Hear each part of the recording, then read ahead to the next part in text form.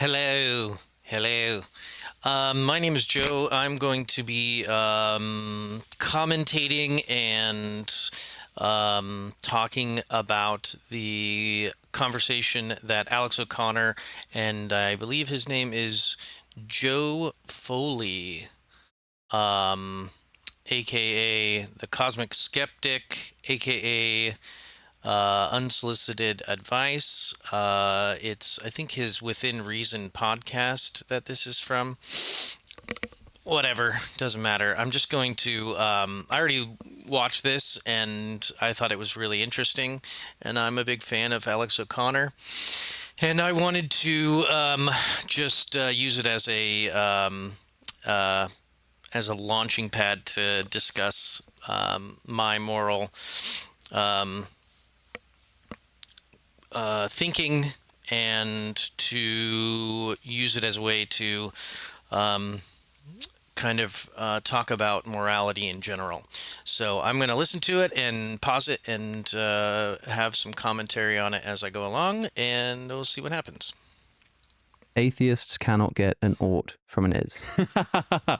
Well, to a certain extent, there's a strong argument to suggest that no one can get an ought from an is. This is a fairly common theme in this genre of response video, I find, when somebody says, you know, why does the universe exist? The smarmy atheist says, I don't know, and neither do you. And the point is you're asking a legitimate question, but it's a legitimate question that your answer to is either, like you say, a bit sort of ad hoc, or a bit unsatisfactory, or a bit silly, or, subject to its own, analysis and questions. So can an atheist get an ought from an is? No. But like you say, can a theist do it either? I had this debate with Ben Shapiro, and I think I didn't express this particular point well enough on basically everything he was saying. Well, if you're an atheist, free will can't exist. If you're an atheist, there's no way to get ought. If you're and I was just sort of like, totally, you're right. But where the hell are you getting it from? What difference does it make if there's a God?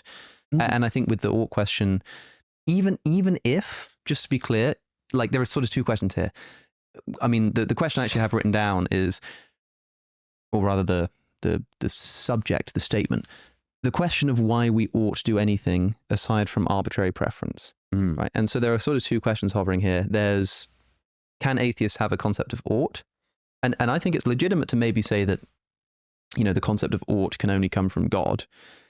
But if the question specifically is, can you get an ought from an is? Even God doesn't help you there. All God does is just gives you the ought to derive more oughts from. Yes, I mean, I think, well, yeah, and that makes sense, right? Because it's the problem of the is-ought problem. At least, I don't know, this is kind of controversial for me to say, but I think it's a logical problem, right? You're attempting to deduce an ought from an is, because of the idea that, basically anything within the logical closure of the statements you begin with must in some way be contained within those original statements. Otherwise we wouldn't be doing logic, we'd be doing something else. My first instinct to respond to the ought is question is, there are definitely oughts. There are definitely people want to justify their own actions as well as control the actions of others, and so they say you should do something, which is what an ought is. And the problem with having an ought being justified by either some objective grounding principle, or just a personal preference, or a overarching societal expectation and norm, is kind of the question that they're talking about, I guess. And the idea that you can't get an ought from an is, I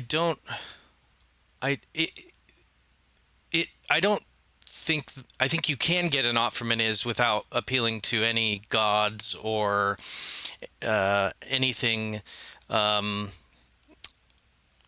fundamental, other than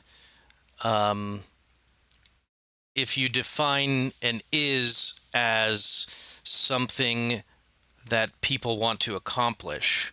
So you can think of is as objects or physical realities, physical things like chairs and people themselves, but deriving an ought from an is like a person or like an is, I mean, really morality tends to apply to people, and so I don't need to appeal to anything else, but an ought definitely is real and exists and comes from the is of humans having goals. And if a human has a goal, like to make it to the next day or survive or just to eat, if the goal is to eat, then you have an ought. You can't really have an ought in a vacuum, and context matters in cases of action, behavior, justice, morality, ethics, all of those things, all rely on a context of goals and purposes and motivations. And because people are a type of is, and we have these goals, then we can, it's not that we can or can't, it's that we will and we do. And this does apply to animal behavior in general, and that's why it's not so it doesn't need to be like a magical reasoned, it it's very much reliant on the subject to which you're trying to apply the ought to, or to understand why an ought would exist in the first place. So people can create oughts, and they will, regardless of whether or not it's justified by some religious or formal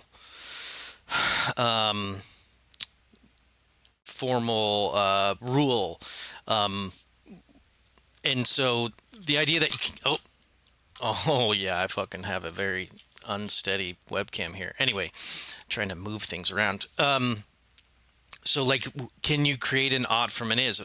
If the is human survival, then you have oughts immediately derived from that. So the context really matters. And so why do you have to go even further than that to say, well, I did this behavior because God said I could, or because I have a personal preference, or whatever? It is true that you can create an ought from an is if you're looking at things in a somewhat more abstract and human kind of conception. And a lot of it boils down to language. An animal that wants to live ought to eat. And if an animal ought to eat, then the animal should obtain food. And if that means killing another animal to eat it, then they ought to do that based on the is of their existence. So I don't think that's super complicated. I think it's logical, and like he said, you don't solve the problem by just saying, well, God said it's okay, because that's still based on some external justification. And morality over time and in different cultures changes, but the underlying motivation of why people do what they do comes down to context and goals. So it's like, I don't know. Philosophers tend to go deep into definitions and deep into underlying logical baselines and things like that. So it's just an interesting thing to start at a place that just seems easily explained through like what an ought is in general. Anyway. Or we wouldn't be doing deduction, we'd be doing something else. Oh shit! Would Google suggest can help. that I don't need that. it is primarily it just is an intractable problem, right? You cannot get an ought from an is because if you could get deductively go from is to ought, then the ought must have been there originally. Well, here's a question that I spoke about on a recent Q&A. Can you get an is from an ought? Because if you have an ought statement, like, you ought, like tidy the garden, then it does seem to contain within that the is statement that there is a garden.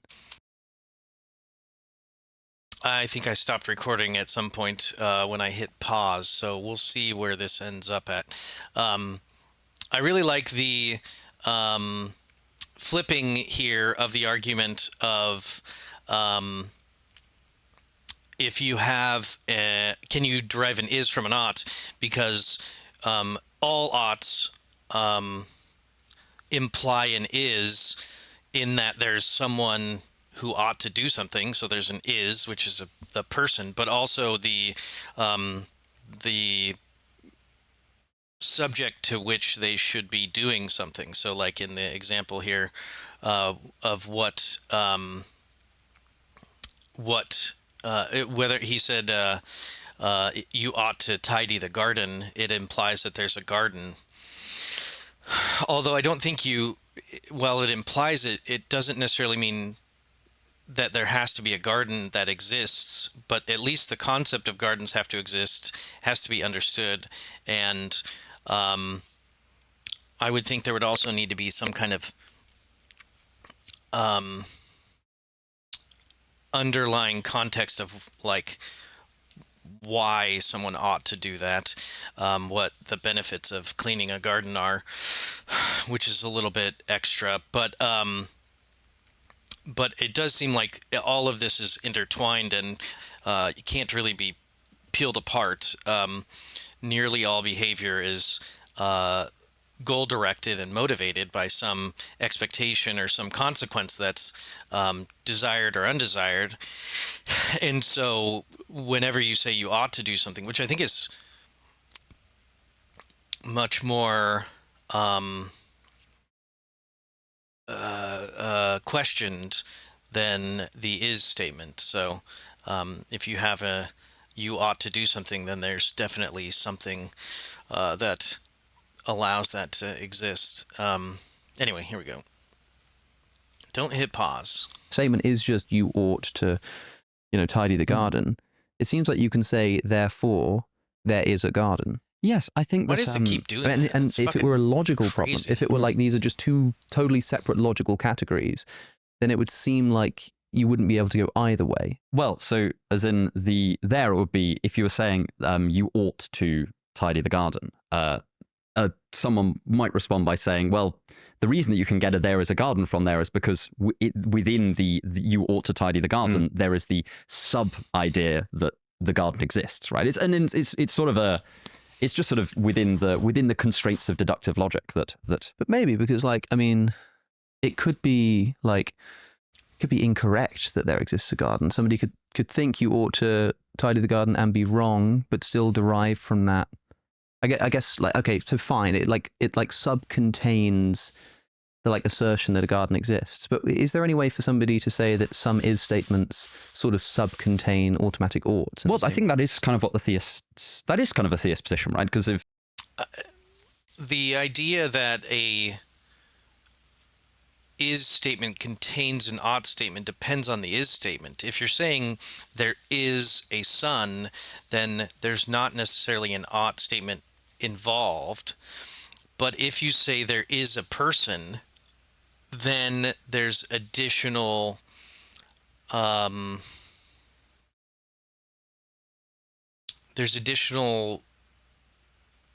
considerations that in order for the person to exist and to be and is continually and not just simply die immediately, there's a bunch of ought considerations, or else the is statement is void of any practical understanding. Like if you think there's an is but they shouldn't, there's nothing that they ought to do. If there's a person or an animal and that is true, then there's already a context in which that thing can exist. And so ought is entangled in that understanding. As in, well, it is a position that if you're using God to solve morality, then that is part of your position, right? Because you're saying that, well, God's will is good. You know, that's as in it's not that I think that you can't have mixed is ought statements. It's that I think that if you just have is statements, getting an ought seems like it seems like a problem that strikes me as likely to be intractable. I'm not saying it definitely is. That could just be wrong. But. So maybe what theism does here is imparts certain is statements with like automatic shoulds. Because if you say something like, it is the case that God wills it, then you've just automatically said that you should do it. Yeah, because the cashing out the definition of good as God's will. Yeah. But then it still sounds like if you were being like really pedantic about it, you're not getting an ought from an is, you're just getting an ought from an ought. You're getting an ought from an ought. So it's still not like bridging that divide, right? Yes, So, okay, we spoke about like the is ought problem, but I think the more interesting question really is just like this concept of ought entirely. Like so the questioner here wrote, the question of why we ought do anything aside from arbitrary preference. I mean, people will look at an atheist and they'll say, I know you have feelings about the world. I know that you don't like, theft or whatever, but that's just like your opinion, man. And I'm very seen when you looked at me and said, I look, atheist, I know you have feelings. Yeah. Well, oddly therapeutic. I don't know. Well, I think you must have feelings because I think that's all you have, being a controversial emotivist. But when... I think I would agree with this, that there is no question of why we ought to do anything aside from arbitrary preference. To some degree, I'd quibble with some of the wording. Yeah. But yeah, I'm more or less an ethical emotivist. So like, okay, yeah, that's fine. I'm happy to say that maybe an atheist can't answer this. I'm not sure if a theist can too, but I don't actually know what your moral worldview is. Like, just to talk about ethical emotivism, it as far as I understand it, which I think I learned it from Alex O'Connor. I didn't know about it. I think it was in his conversation with Sam Harris that he talked about it first for me. It's a ethical framework or a way of understanding ethics as completely pertaining to emotions, and which is when we make ethical statements, we are expressing a reaction that is firstly emotional, and then we are using that emotion of good or bad or sad or scared to define what's right and wrong or what is good and bad. And I think that emotions underlie nearly all behavior and in some capacity, and emotions are hugely important when it comes to talking about ethics and morals. I don't know that I would agree that it is the only thing that people are doing when they talk about ethics. I think there is a more logical way to express justifications for moral rules. So when we talk about like theft being wrong, it isn't just an emotional reaction. There's also a logic to applying the rule universally that is unsustainable. So not only does theft hurt the person being stolen from, and has an emotional reaction. And then if we see someone get something stolen from them, we have an emotional reaction. But if you were to apply the universal moral rule that people should steal, and you apply that across the board, it has a logical contradiction embedded in that universal application. Because at some point, if everyone should steal, then nobody really owns anything. If nobody owns anything, you can't steal anything. And so in stealing, you are already implying that people own things. And just in practice, if everyone's stealing things from each other all the time, then no one can get anything done, and you would constantly losing things and trying to gain them back by stealing, and that is just a super illogical way to live. So I think ethics and morality are a combination of our emotional reactions and intuitions and a certain amount of logical, more objective accounting of what works and doesn't work in society. Like laws are more laws are created to standardize ethics and morals, but I always forget to switch the thing over. Sorry. But laws are also engaging in a somewhat practical and logical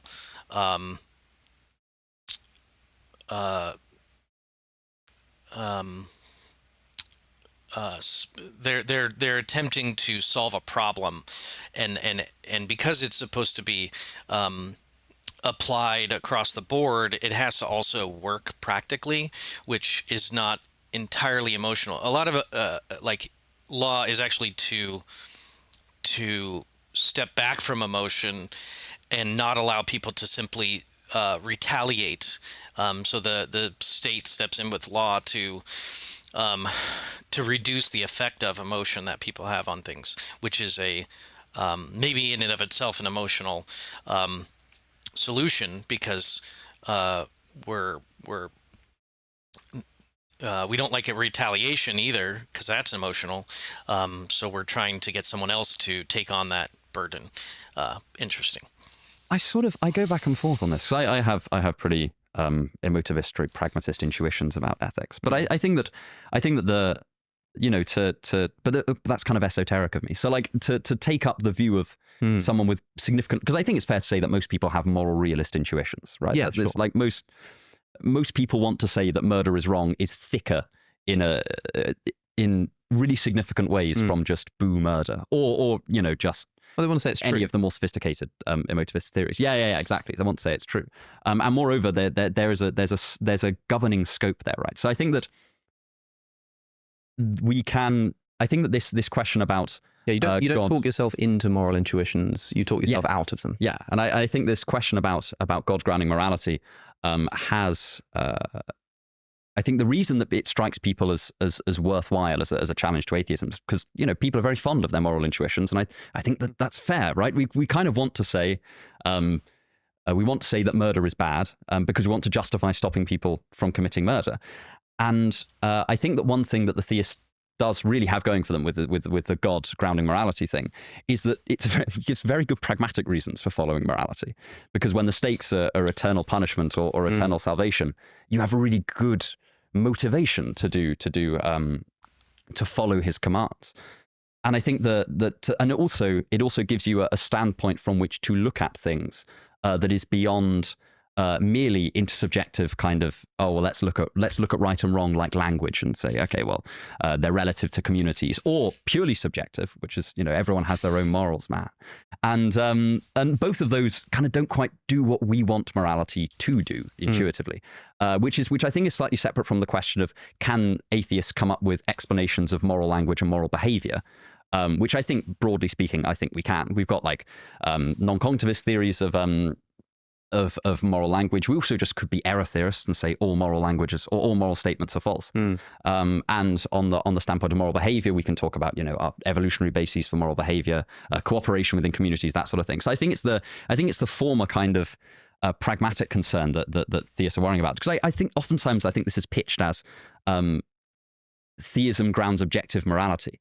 And I sort of don't know if that's true, because standardly, I think about subjective and objective as agent relative and not agent relative. Sure. And by definition, divine command theory is agent relative. It's just relative to one agent. But pragmatically, that one agent is special in a way that allows you to do all of the pragmatic stuff. Having said that, I do think that all religious language is analogical, including probably words like agent. God is not an agent, in the same way that God is not powerful, God is not loving, God is not, you know, God is not any of these things. We've got to be really careful here, though, right? Because if we understand God too much by analogy, then it becomes very difficult to articulate what a theist believes. The fundamental ethical problem is that there is no really sufficient way to capture what God is. He is ineffable. He can't be contained into language. And basically, the only reason that the only real authority that a Christian can have, for example,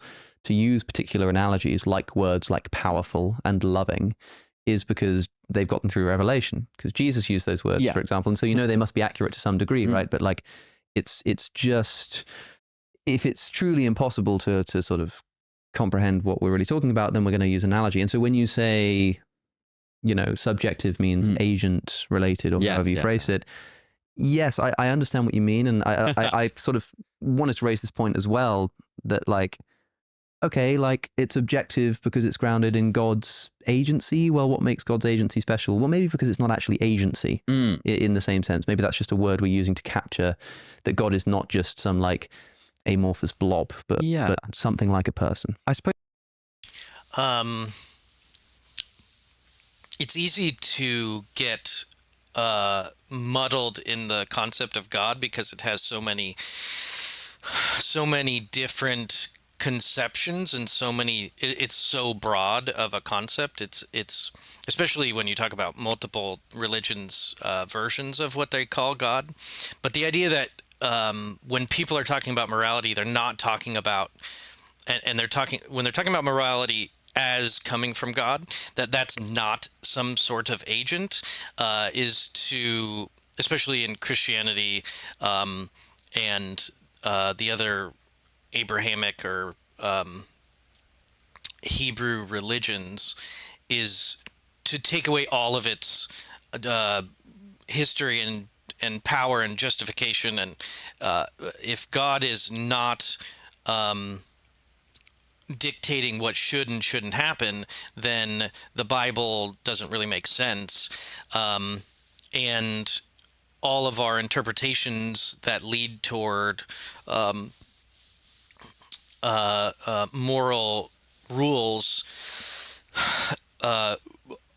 seem specious, or they seem ultimately subjective, because if you believe in God and you believe that the main reason that you should adhere to the rules, of which are morally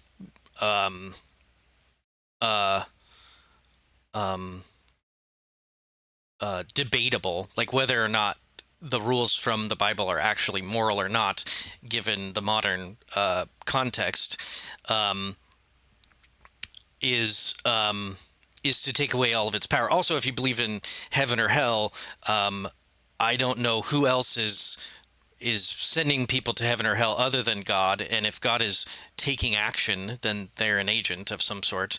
So I think that Joe here, is that right? Joe Foley? I got to memorize people's names better. But if that sounds like what he's saying is just, it's not that it's not subjective, it's just someone else's subjectivity, which is God's. And I think that, I don't know how you would argue otherwise, in that through the Bible, God tells you what he wants and through people. But that's all just taking the problem of subjectivity to another level. Just like if God created the universe, who created God? Like it's just that we just need endpoints. We just need some kind of grounding to like start the conversation, and by creating some final version of something, like the final arbiter of morality is just a way to finish the conversation and move forward. But that's the problem with, if you don't believe in God, if you don't believe in a specific God which has specific rules, then you're taking that subjectivity back down to people, and people don't trust people, and people don't want to accept other people's rule, except they do it all the time. And parents apply their morality to their children, and governments apply their morality to their subjects. And so it's if it's not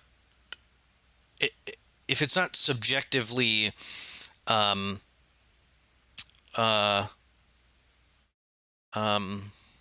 if it's not subjective and it's objective, and there's something in the world that is moral, devoid of whether humans are applying it or understanding it correctly, then what physical force or physical nature is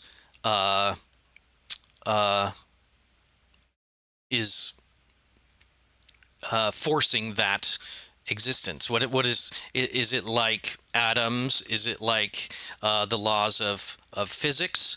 And we are trying to understand it better, and someday we'll find out what a more objective force for morality is, or is it just subjective? And part of the problem with it being subjective is people think that if it's subjective, then it's individualized. But because morality is interrelational and social, morality is shared, and so those subjective preferences are negotiated over time and through interactions, and then they become more codified in overarching rules, especially in the justice system.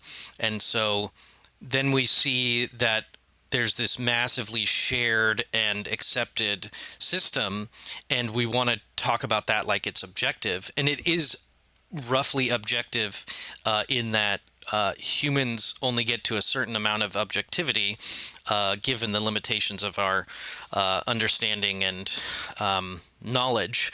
And so it just becomes a kind of it's like confusing that everyone agrees that theft is wrong, but then some people steal, and then there are reasons you can kind of justify stealing if you need to. And so we think that it's because there's consensus that it's objective, but it is more objective than a simple individual saying it should be the case, but it isn't objective in the ultimate finality of objectivity, where it just is the case no matter whether humans are trying to perceive it and understand it or not. But there isn't a case in which humans can take away their own perceptions and limitations from the practice of communicating and understanding things. So objectivity and subjectivity are on a spectrum. If they're on a spectrum, then objectivity will never get to 100%. No matter how much math and science we do, there will always be a level at which we are interpreting the data. And then subjectivity can be, roughly speaking, at 100%. But because we share so much of our interactions, we and because evolution has led to cooperation on the whole, our subjectivity is not as individualistic as we think that it is at the end of the spectrum, I think. I suppose again, I think that there's a kind of steering between a rock and a hard place type thing going on here generally with kind of definitions of God, because let's just think about belief in terms of the possibilities that you're excluding. So like this is how belief is defined in epistemic logic. It's nice. It's a lovely kind of relatively neat system whereby, okay, so if I believe that you are sitting in front of me right now, what that means is in all of the possible worlds that I am considering when I'm making decisions, you sitting in that chair in front of me is in every one. And we could contrast this to say, if I knew that you were in Glasgow or London, but I didn't know which. I'm gonna watch that. Look at that again. I don't know what you said. Like, okay, like it's objective because it's grounded in God's agency. Well, what makes God's agency special? Well, maybe because it's not actually agency in the same sense. Maybe that's just a word we're using to capture that God is not just some like amorphous blob, but something like a person. I suppose I think that there's a kind of steering between a rock and a hard place type thing going on here generally with kind of definitions of God, because let's just think about belief in terms of the possibilities that you're excluding. So like this is how belief is defined in epistemic logic. It's nice. It's a lovely kind of relatively neat system whereby, okay, so if I believe that you are sitting in front of me right now, what that means is in all of the possible worlds that I am considering when I'm making decisions, you sitting in that chair in front of me is in every one. And we could contrast this to say, if I knew that you were in Glasgow or London, but I didn't know which, then one of the possible worlds I would consider would have you in Glasgow and the other would have you in London. And I think the trouble, there is a danger in making God too ineffable. I think this is like a kind of a nice... So he made a statement, and I don't know how it relates to their topic. I don't really understand it. I understand the idea of counterfactuals and of, I guess, some type of multi-world scenario. And if you have that concept, maybe when you're believing in things or you're trying to assess the truth of something, you're making an assumption that the world you're in is the world in which what you perceive is really happening. That's not really how people think, though. People don't experience reality while contemplating all the other realities. At least I can't imagine. It seems like it would take too much time and too much bandwidth, and most of what we perceive is unconscious, and so we just assume that things are real if we can perceive them, and that's when we can make mistakes about what we think things are, what is actually occurring, or there might be some type of optical issues going on. But I don't really understand what he was trying to explain, some type of epistemology, but I don't get how that really helps. Anyway. Nice epistemological internal tension in some theistic definitions of God. Whereas if you make God too ineffable because of all of his greatness, then the possible gods, the open possibilities for what God is start to broaden and broaden and broaden. And on the far end of this, you've got kind of something that looks almost like atheism. If you were to say that God is totally ineffable, you're basically saying, well, there's something out there, but I don't know what it is. And that is like a hair's breadth from atheism. Right? That is because you're basically saying, oh, there's a placeholder, there's a variable to answer these questions, but I don't know anything about it. But interestingly, this is in tension with God's greatness, right? Because if God is so much greater than us, then also it makes sense that we wouldn't be able to find out everything about him. So there's a kind of... So again, there's steering between a rock and a hard place. I quite like this. It's one of the kind of it's a fun internal tension within theistic conceptions of God that I think is underexplored. Like I don't really hear people talk about this. Like the idea that if you make God too great and too ineffable and define too many things by analogy, then it becomes very hard to believe in him in any sense where you've narrowed down the possibilities, right? Because if you make him too ineffable, then you're like, well, it could be God God 1 or God 2 or God 3 or God 4, all the way to like God n. And it's like, well, if you've left open an infinite number of possible gods that your description of God could latch onto, there's an awful lot of bet hedging going on. Yeah, it's sort of like God is the truest thing I've ever known. He's more real to me than real is. He's touched my life, and he's like, oh, what's he like? I have absolutely no idea. What kind of being is it? I don't know. Like, what are some of his properties? I cannot put them into words. I have. I was talking about this before. Like, if the God that people are debating about and using to justify right and wrong is not this ineffable concept of just vague greatness. I think that's a lot of what people are talking about when they're talking about spirituality. Spirituality is like trying to take all the human aspects away from God and just reducing it to an emotion or a feeling of grandeur. But that's not what that doesn't do anything for the conversation related to what people should and shouldn't do, because having a emotional response to interesting aspects of life is not a moral thing in and of itself. So the God that people are debating is typically a specific God. It is the Christian God, the Muslim God, the Jewish God, the general concept of God that people believe in, Buddhism or whatever, or the multi-gods that other religions believe in, or the philosophies that use God as a kind of an end point to the discussion on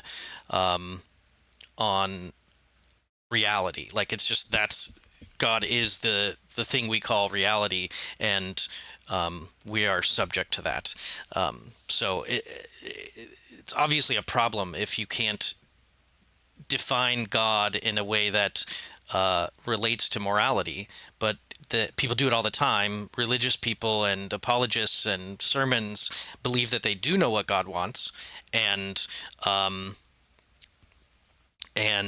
I don't believe that God exists. So all they're doing is just saying what they believe is justified, and appealing to previous explanations for that justification.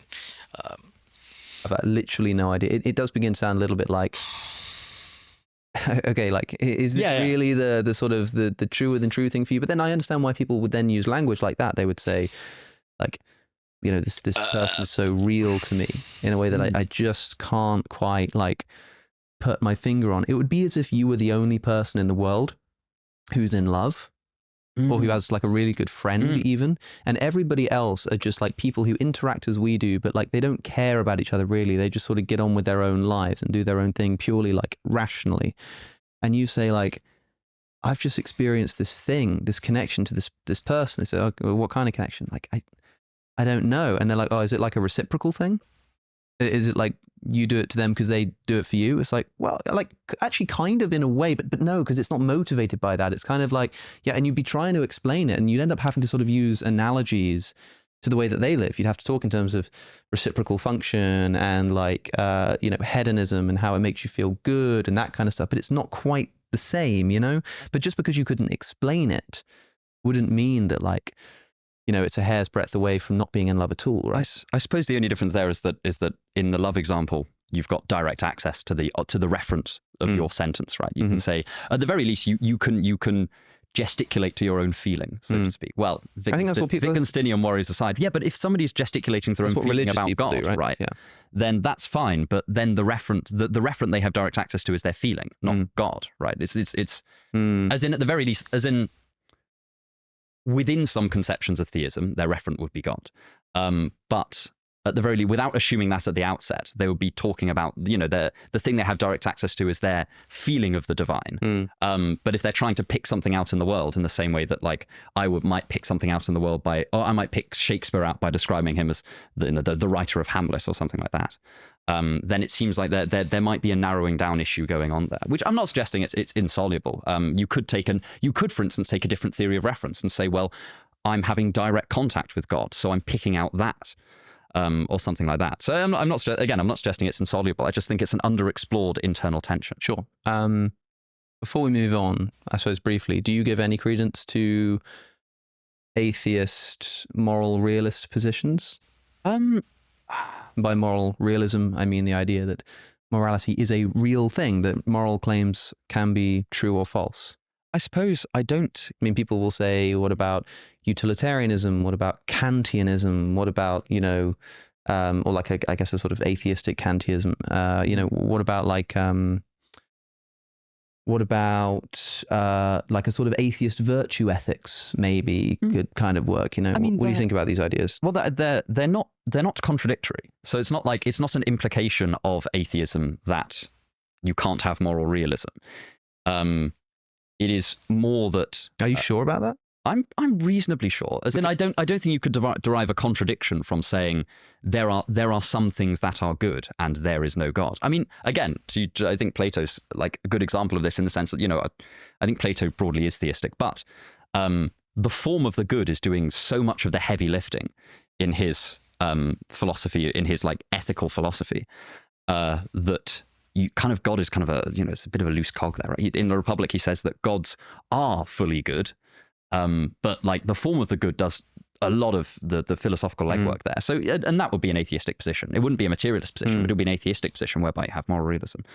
I think that we run into, again, more difficulties when we look at the kind of methodological constraints that tend to lead people to atheism, which I think also tend to lead people to not to moral realism. Like J.L. Mackie in Inventing Right and Wrong raises this. He has the argument from Quirinus, where he basically says, well, moral properties, if they exist, are really queer. They're very, very odd. We can't seem to see them directly in the same way we can see loads of other properties. We feel them in a way that we feel them, but their referent is outside of our feelings. You know, I learn things by feeling all the time. I might learn that I'm angry, or learn that I'm happy, or learn that I'm sad. But I'm learning that something is right from the way that I'm feeling about something. And Mackie basically says this is so disanalogous with the other ways that we learn things, that if we're going to stick by broadly empiricist principles, we ought not to be moral realists. And I think that's the line of argument that where a lot of then atheists worldviews would struggle to come up with moral realism. And it's broadly my argument for not being a moral realist, right? It's so it convinced me. So that I think that's where the tension comes in. It's not that I think that atheism implies moral anti-realism. It's that I think that the same steps that get you to atheism often get you to not believing in moral realism. Oh, I didn't want to do that. I didn't want to do that. All right, let's go back to this screen here. So the last thing they were talking about was moral realism, the idea that moral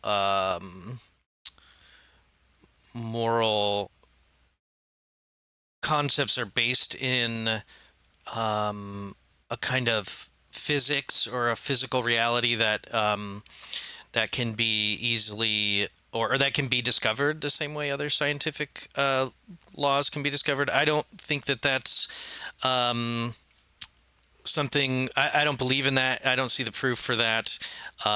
Morality is a very abstract concept that that is a umbrella term for a lot of different behaviors and interactions, and the concepts of good and evil, right and wrong, are things that evolve and serve particular purposes, and there are really basic rules that most societies try to enforce, rules about theft, killing, and rape, and other those are the big ones that I can think of real quick. And because we are a social species, morality is just this really embedded feature of the way that we interact. And I think it comes from the bottom up. We behave, and then we explain our behavior, and then we teach, and we try to teach people how to get along in the world that we live in. And if that world or that society or that culture has particular rules, then those are the rules that we enforce, and we pass down, and we deem are important. But then those rules change over time. And then when you interact with cultures that don't believe in those rules, you get this conflict. And it's in that conflict that you then try to justify your side of the equation. And because people think that they are the correct party in that situation, then they want to embed that in some type of undeniable objectivity to take their own personal limitations out of the equation. Just say, well, it's because of God, or it's because of objectivity, or it's because it's real. But to me, if it's all just evolutionary forces, then and cultures are evolutionarily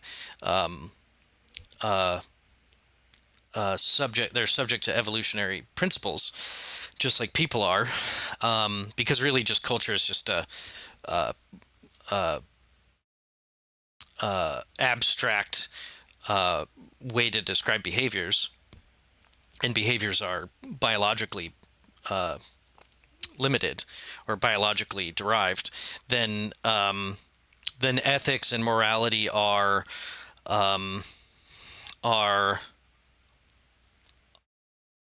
subject to the current concept of how to best survive. And as people adapt to different scenarios and adapt to different conflicts, they will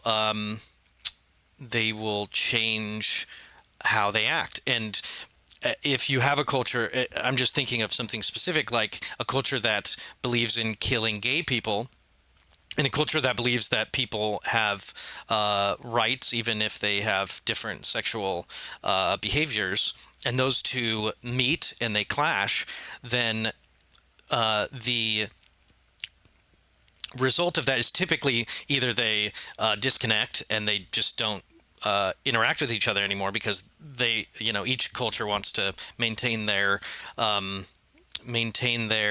sovereignty and their power. And in conflict, they may lose that, or they conflict, and either through force, through fiat, or through negotiation, or it would be a combination of both. They would adapt, and they would change. And so the stronger culture would typically override the evils of the other culture, because the dominant culture dictates those things. And so as cultures become more dispersed across the world, they interact with conflicting value systems and moral systems. And the idea that one is right compared to mine, I wouldn't. They aren't right, because I'm the one dictating, or I'm the one that's justifying my moral system based on where I'm from and all those things. So I'm not really capable of accepting contradictory moral systems. I can't be moral and accept immorality because these are binary options. And so you just necessarily engage in conflict. And if everyone agrees that something is correct and moral, then that becomes the prevailing system, and then somebody can come across and criticize that. It's in cultures where criticism is allowed, and in cultures where more freedoms are allowed, that they judge systems that are not so free as being wrong. And one of the things that I use to justify the idea of equality is that in almost all cases wherein people are subject to differing unequal treatment, the one that's being subjugated, or the one that has less freedoms, rebels and becomes dysfunction in that society. And so if you have a culture where a certain class of people is being discriminated against, they will rebel, and in that rebellion will come negative outcomes for all parties typically. And those types of revolutions are catalysts for moral change. And in societies where people have more freedoms and more equality, I think that at least there is less less of a likelihood that people within that society will rebel and create potentially bloody revolution. And so I think that that is a practical consideration for the ruling class as well as the subjugated class, and for society in general, because the negative outcomes for rebellion and for revolution and for the subjugated class of people to overthrow the other class is bad for that upper class. So the upper class, or the ruling class, should consider that in their dogmatic approach to morality, they are actually potentially creating their own demise. And that's a pretty practical and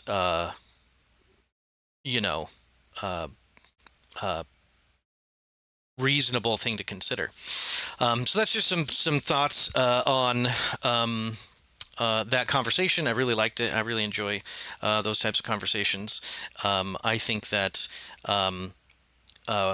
atheists and religious people and agnostic people are all somewhat bound to whatever system that they are in and that they grew up in, and these things are very very embedded in our in our ability to survive, and so they're very important. And so we have a lot of emotions around treatment of people, and that's what morality is. And so we argue a lot about the justification of the actions, but in the end, behavioral interactions are, if we have any choices, they are decisions that individuals make, and individuals interacting across large populations contribute to an emergent kind of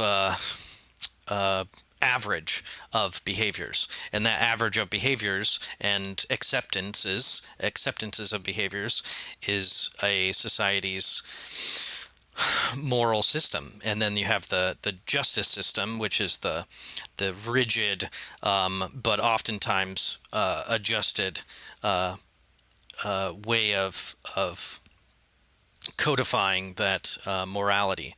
And then you have preferences like that aren't laws, but we wish everybody would do them, and those are just less consequential, and so we don't make laws about them, but they still are kind of considered moral or ethical. So anyway, that is going to do it for me for this. That was fun. I think I probably just kind of went on and on about it, but thanks for watching, and have a good one.